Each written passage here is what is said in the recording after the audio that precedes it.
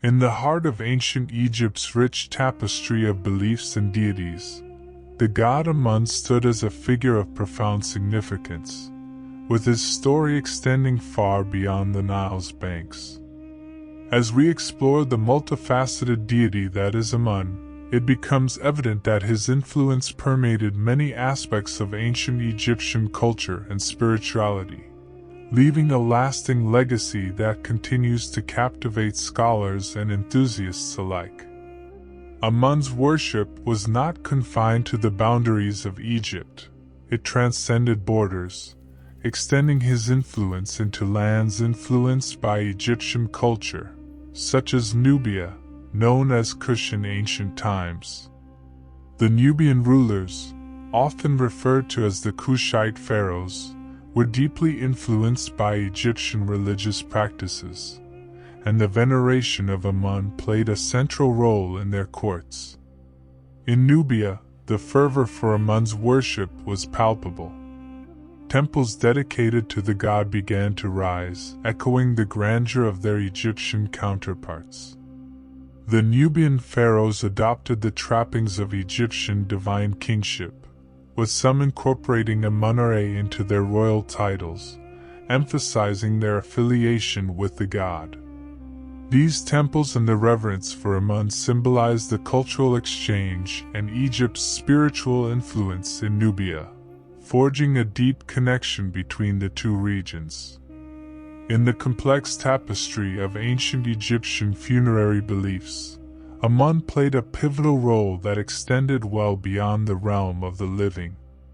The ancient Egyptians held a deep fascination with the afterlife, and their religious practices and beliefs were intricately woven into their preparations for the journey to the eternal realm. Amun was not merely a deity of this world but also a guide and protector of souls in the journey to the afterlife. His significance in this context was profound. In the judgment of the deceased, when their heart was weighed against the feather of Ma'at, representing truth and justice, Amun's influence was invoked to ensure a favorable verdict and a safe passage to the realm of the blessed. The deceased sought his benevolence and protection, trusting that Amun would aid them in navigating the perilous path to immortality. Amun's story is intricately interwoven with those of his divine family members, forming the sacred Theban Triad. His consort, the goddess Mut, personified not only the role of Amun's divine partner but also the embodiment of motherhood and queenship. Her presence in the Theban Triad was not merely symbolic. It held profound significance in the religious and political identity of Thebes. Mut was revered as the nurturing mother, the guardian of pharaohs, and the protectress of Egypt itself. Her role extended beyond the confines of the divine family, encompassing all of Egypt. She represented the fertile and protective aspects of femininity, and her association with Amun underscored his significance in fertility and kingship. Their son Khonsu, the moon god, completed the triad. Khonsu's connection to the lunar cycle mirrored Amun's association with the sun, emphasizing the cyclical nature of creation and renewal. He was a symbol of the passage of time and the waxing and waning of life's phases. As a youthful and radiant deity, Khonsu represented the eternal youthfulness and vitality of the cosmos. Together, this divine family unit held a central place in the religious and political identity of Thebes, reinforcing the city's prominence and underscoring the interplay of divine powers that guided Egypt's destiny. The cult of Amun was not merely a religious belief.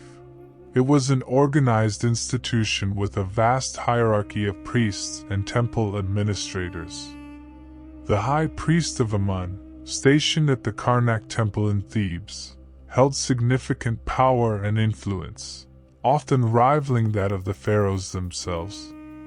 The priesthood of Amun was more than a religious institution. It was an economic powerhouse. With vast estates, agricultural holdings, and economic enterprises under their control, the priesthood generated immense wealth. This wealth was used not only to support religious activities but also to bolster the economic well-being of the region. The influence of the Amun priesthood extended far beyond the temple walls, making them key players in the political and socio-economic landscape of ancient Egypt. Their administrative prowess and economic acumen ensured the temple's continued growth and prominence. As the sands of time swept through Egypt's history, the prominence of Amun experienced its own ebb and flow.